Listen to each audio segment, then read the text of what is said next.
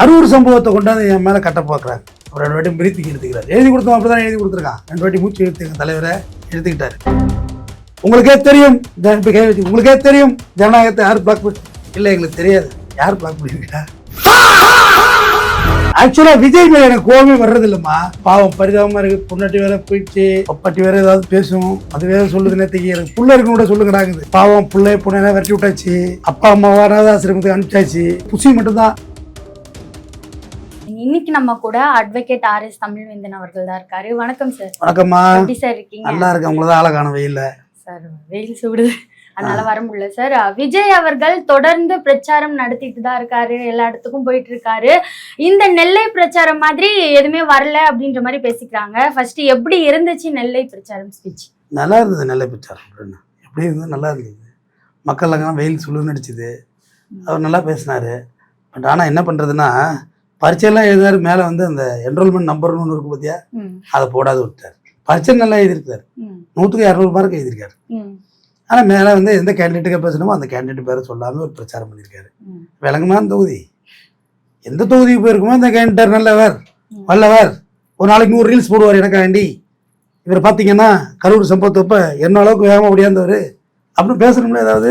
Sir, ஒருவேளை போன வாட்டி நடந்த மாதிரி நடக்க கூடாதுன்னு சொல்லி சொல்லாம இருந்திருக்காங்கல்ல, ஏன்னா பேரை மாத்தி சொல்லிட்டாரு போற வாட்டி. இப்பதானே உளர ஆரம்பிச்சிருக்காங்க, இன்னும் எவ்வளவு உளர வேண்டியது இருக்கு. எல்லாரையும் பேசக்குள்ள சொல்றாங்கல்ல, நம்ம ஒரு வார்த்தை தவற பேசிட்டா உளறாங்கன்னு.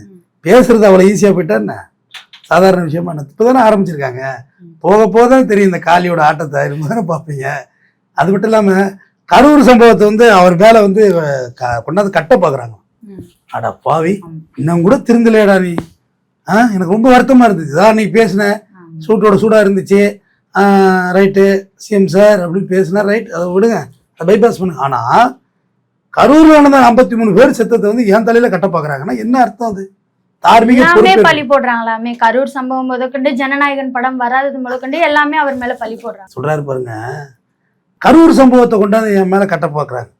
அவர் 2 வாட்டி பிரீத்திங் எடுத்துக்கிறார். எழுதி கொடுத்தோம், அப்படிதான் எழுதி கொடுத்துருக்கான். 2 வாட்டி மூச்சு எடுத்துங்க தலைவரை எடுத்துக்கிட்டாரு. அடுத்தது அது ஒத்து வரன்னு என்னடா பண்ணலாம் இந்த பையனுடைய 50 வயசு ஆகுது, அரைக்கிழம்பா முடிஞ்சு போச்சு. கேரியரே முடிஞ்சு போச்சு. கேரியர் உச்சர்கள் 50 வயசு. இன்னும் என்ன எத்தனை வருஷம் படம் நடிக்க முடியும்? அவரு இந்த பையனை என்ன பண்ணலான்னு, பையனா உன் பையன் தான் பையன், காசு கொடுக்க ஏமாத்திருக்க போற, அந்த பிள்ளைக்கே கடன் கொடுத்தான்னு கணக்கு எழுதிருக்க போற, அந்த பையன் தான் பையன். உன் பேர் பையன் இல்லை, நீ தான் தாய்மாமன்னா, யுவர் தாத்தா, யுவர் அங்கல் அப்படின்னு சொல்லணும். இந்த பையன் என்னோட அடுத்த ஜனநாயகன். உங்களுக்கே தெரியும், உங்களுக்கே தெரியும் ஜனநாயகத்தை யார் பிளாக் பண்ணி இல்லை, எங்களுக்கு தெரியாது யார் பிளாக் பண்ணியிருக்கா. இல்லை தெரியாது சொல்லுங்க, தெரிஞ்சாலும் மக்கள் நிற்கிறவங்களுக்கு சொல்லணும்லம்மா. நேராக போயிட்டு இவர் சொன்னார் எல்லாமே உங்களுக்கே தெரியுங்கிறாரு, எல்லாமே உங்களுக்கே தெரியுங்கிறாரு. வணக்கம், நான் தான் தாவேகா தலைவர், உங்களுக்கே தெரியும் யாருக்கு ஓட்டு போடணும், உங்களுக்கே தெரியும் யாருக்கு ஓட்டு போடணும், யார் சொல்லுங்க, உங்களுக்கே தெரியும் அப்படின்னு மூச்சை எடுத்துட்டு உட்காந்துட வேண்டியதானே. அதான் உங்களுக்கே தெரியுமே எல்லாம். ஒரு கட்சி தலைவர்னா நான் வந்தா என்ன செய்வேன், என்னத்தை கயட்டுவேன், என்னென்ன செய்வேன், சினிமா துறையில் ஒரு பெரிய மாற்றத்தை உண்டு பண்ணுவேன், எல்லா டிக்கெட்டும் 50 ரூபாய்க்கு கிடைக்கிறது வழி பண்ணுவேன் சொல்லணுமா இல்லையா?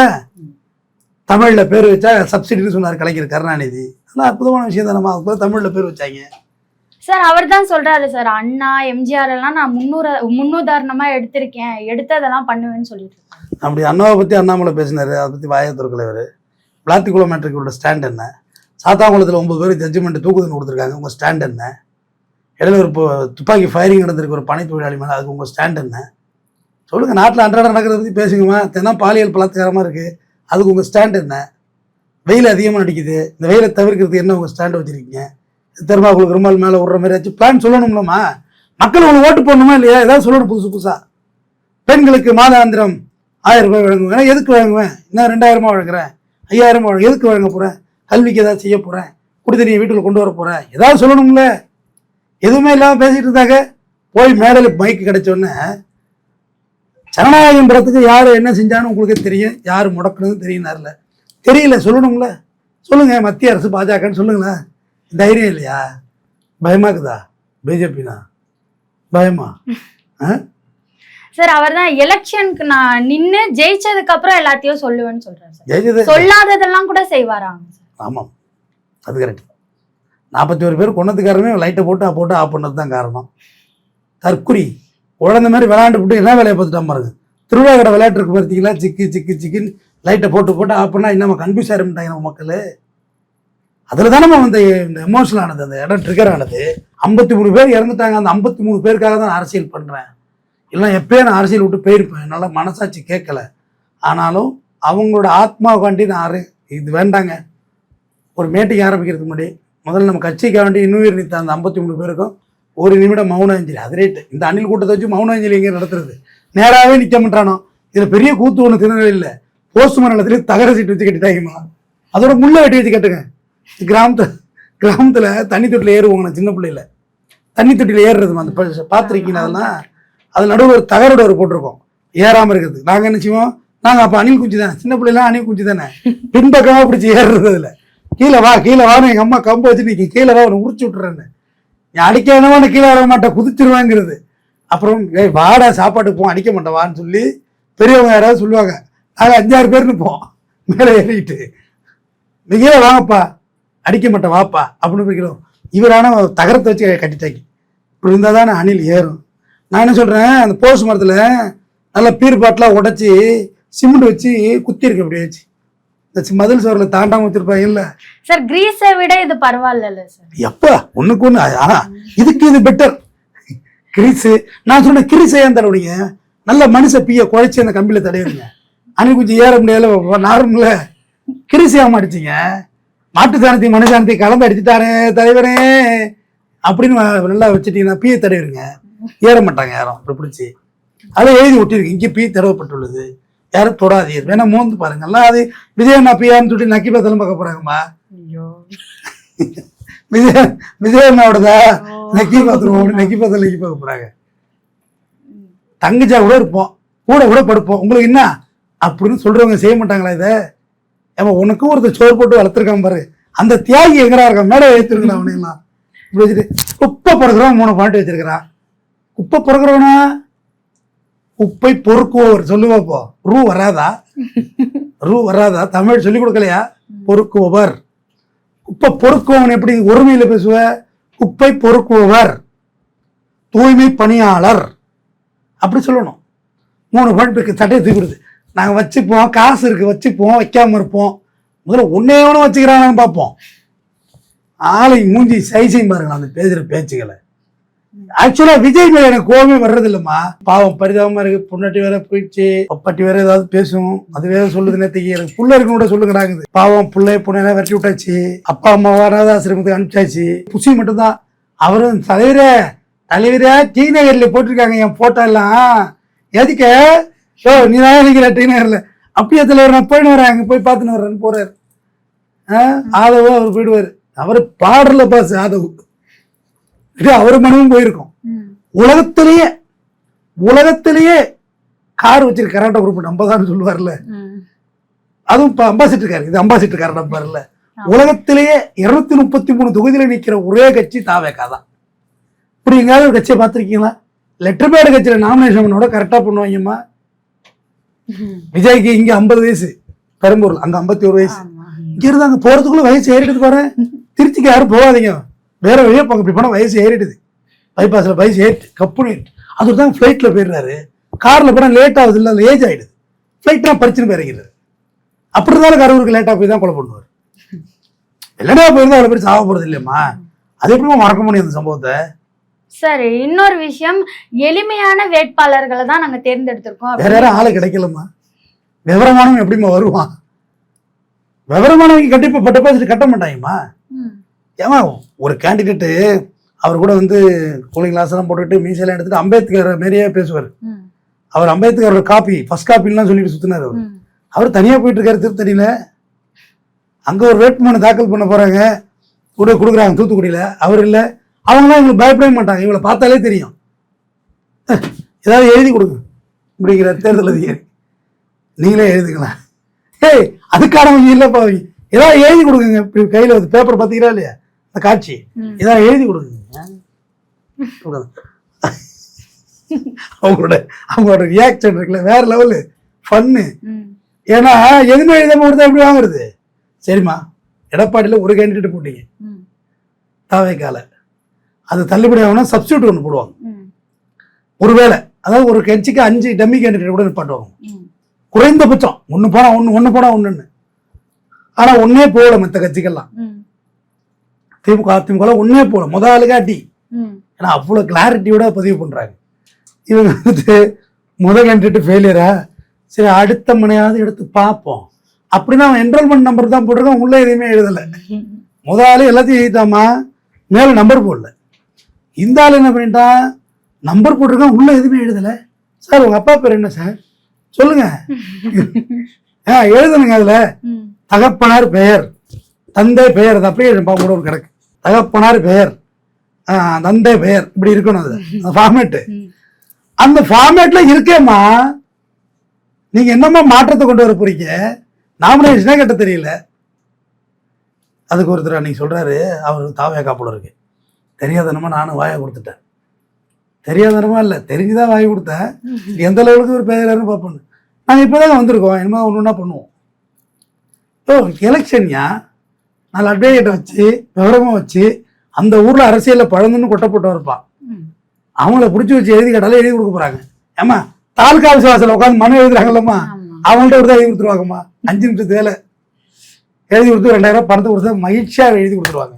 அதாவது தனக்கு ப்ரொடக்ஷன் வேணும் அது வேணும்னு சொல்லி ஆளுநர் கொடுக்குறது பதில் வேற மாநில ஆளுநருக்கே கொடுத்துட்டாங்க.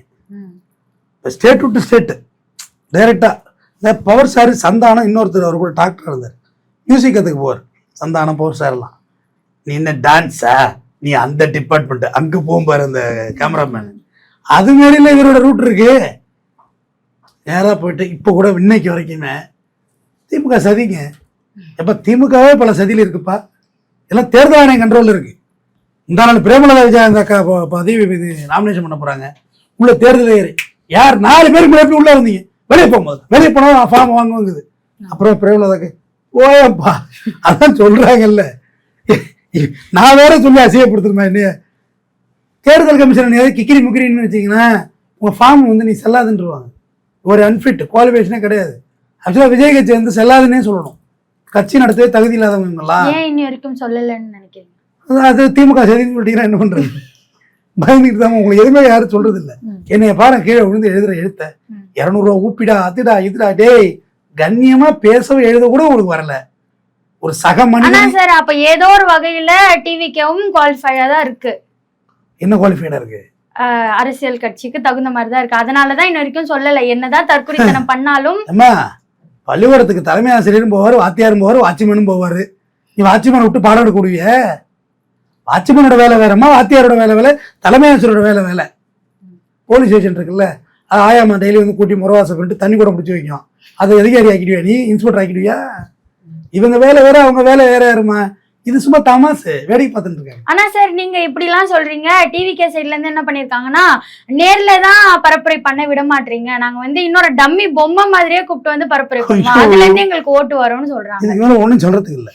ஆர்கே நகர் தொகுதியில இந்த புரட்சி தமிழச்சி மாவீர ஜெயலலிதா அவர்களை டெட்பாடி மாரி வச்சு காலு கீழே வச்சு இல்லாமல் ஓட்டு கேட்டார். மாஃபை பாண்டியராஜன் அவர் பேர், அவர் கம்பெனி பேர் தான் மாஃபை, அவர் பேர் பாண்டியராஜன். அவர் தேமுதிக இருந்தவர், பாஜக இருந்தார், இப்போ அதிமுக இருக்காரு, மந்திரியோட இருந்தார் தமிழ் வளர்ச்சித்துறையில். அது பெரிய விமர்சன பொருளாச்சுமா. நாம ஒரு வெட்ட வெளிச்சத்தில் வண்டிக்கு முன்னாடி ஒரு பொம்மையை வச்சு அப்படியே காலில் இல்லாத மாதிரி போத்தி எடுத்துகிட்டு வந்து அது எவ்வளோ பெரிய விமர்சன பொருளாகும். இது எலெக்ஷன் கமிஷனே சொன்னிச்சு, இது வந்து விதிமுறைக்கு மீறல் நீங்கள் செய்கிற வேலைன்னு. இப்போ அதே தான் இவங்களும் செஞ்சுருக்காங்க. விஜயை பொம்மை ஆக்கிட்டாங்க. செத்து போயிட்டாரே விஜய் ஊரோட தானே இருக்காரு.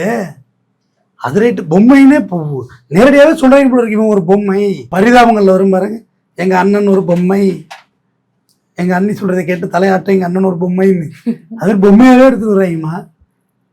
உயிரோட இருக்காரா அவர் போய் இப்படி செலவு வச்சு அசிங்கப்படுத்துறீங்க. கட் அவுட்டு கூட வைக்கலாமா? கட் அவுட் வைப்பாங்க, கட் அவுட்லாம் இப்போ இல்லை அந்த கல்ச்சர்.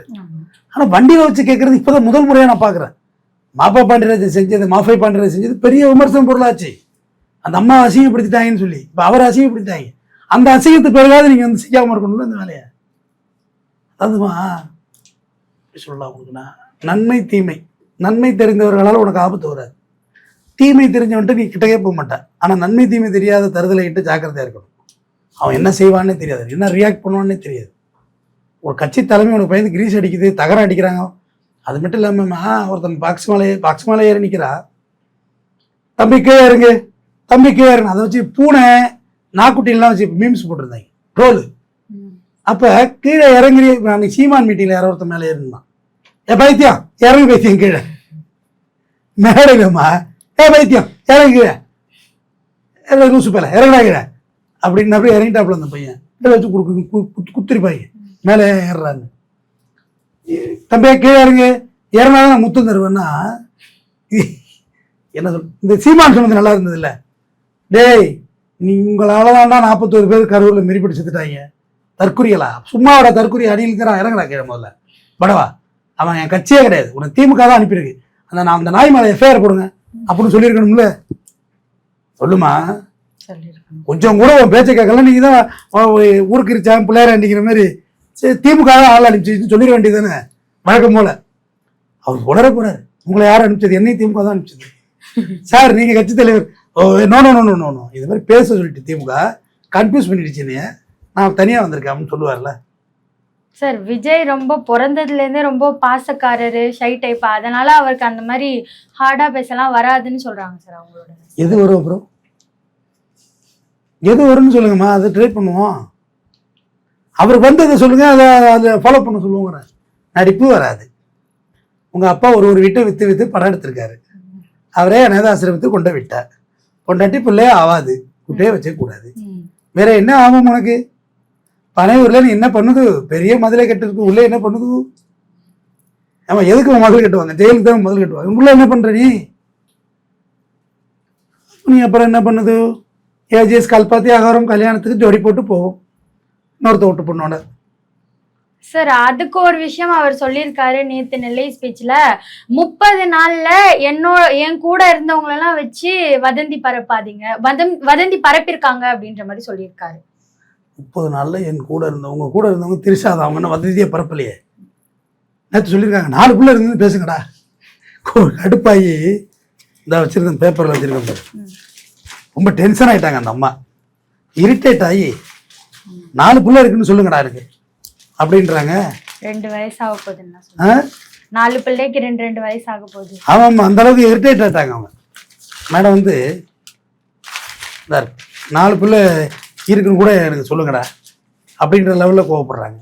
அப்போ அவங்க தான் கூட இருந்தவங்கலாம் உங்களை பற்றி வதந்தி பேச வைக்கிறாங்கன்னா நீங்கள் எவ்வளோ வீக்காக இருக்கீங்கன்னு அர்த்தம். என் கூட இருந்தவங்க என்னை விட்டு போனாலும் என்னை பற்றி பேசக்கூடாது. அந்த தனி மனித பயம் இல்லைன்னா அப்புறம் தலைவனாக இருக்க முடியும். சார் த்ரிஷா அவங்க பிஸ்னஸ் மேனோட விமர்சனம் பண்ணதுனால தான் சார் அந்த மாதிரி ஆக்ரோஷமாயி கொந்தளிச்சு கடுப்பாயிருக்காங்க. விஜய் அவர்களோட பேசும்போது இந்த மாதிரிலாம் இந்த அளவுக்கு கோவமாயி அவங்க பேசினது இல்லை. இது த்ரிஷா அவர்களை பிஸ்னஸ் மேனோடையும் தொடர்பு பண்ணி பேசுறாங்களா? ஆமா சார், ஏதோ ஒரு பிஸ்னஸ் மேனோட கல்யாணம் பண்ண போறாங்க, சினிமாவை விட்டு விலகிட்டாங்கன்னு சொன்னதுனாலதான் அவங்க கோவமாயி இந்த ஒரு ஸ்டோரி போட்டிருக்காங்க. இல்ல த்ரிஷாவோட அசைன்மெண்ட் அதுதானே, விஜயோட இருக்கிறது திட்டம் மாட்டாங்க. ஏன்னா இங்கே 41 பேர் செத்துருக்குறாங்க, நாக்குட்டிக்கு பிறந்தல் கொண்டாடிட்டு இருந்தார்ல, திட்ட மாட்டாங்க. எப்படி அவனுங்களாம் சோறு இறங்குது உள்ள வயிற்றுக்கு? மலேசியாவில் போய் ஆடுறிய, எப்படி ஆடுற? இல்லை எப்படி இந்த மனநிலையே தப்பா? நீ என்ன சொன்னீங்க, சின்ன பிள்ளைங்க பாசக்காரரா? யாரு மேலே பாசம் காமிச்சாரு? யார் மேலே? அவங்களோட ரசிகர்கள் சொல்றாங்க கோவம் கூட பட தெரியாது அவருக்கு. அப்படியா? விஜயோட இன்னொரு முகமே அதுதான்மா. நல்லவர்களுக்கு தான் கெட்டவர் என்ற முகம் இருக்கும், கெட்டவர்களுக்கு நல்லவர் என்ற முகமா இருந்து விட போகிறது. விஜய்க்கு நல்லவங்கிற முகமா இருக்க போகுது. விஜயே டெயில் தான்மா, அதில் என்ன மாற்று கருத்து இருக்கு? மலேசியாவில் போய் ஆடுறது இப்போ இன்னும் திருநெல்வேலியில் பேசுகிற வரைக்குமே திமுக வந்து சரி செஞ்சிருச்சு. அது என்ன பேச்சு? கரூரில் செத்தது தப்பு தாங்க. 40 சிபிஐ கொண்டு வச்சு ஒன்று விசாரிக்குது. இன்னமும் நீ திமுகன்னு சிபிஐ வச்சிருக்கு திமுகவை. நான் கூட ஏற்கனவே சொல்லியிருந்தேன் 234 தொகுதியிலும் தாவேக்கா தோல்வி அடையும்னு சொல்லியிருந்தேன். தப்பாக பேசிட்டேன், என்ன ரொம்ப எல்லாரும் மன்னிங்க, வருத்தம் தெரிவிக்கிறேன். 233 தொகுதியிலும் தாவேக்கா தோல்வி பெறும் என்று தெரியப்படுத்திக் கொள்கிறேன்.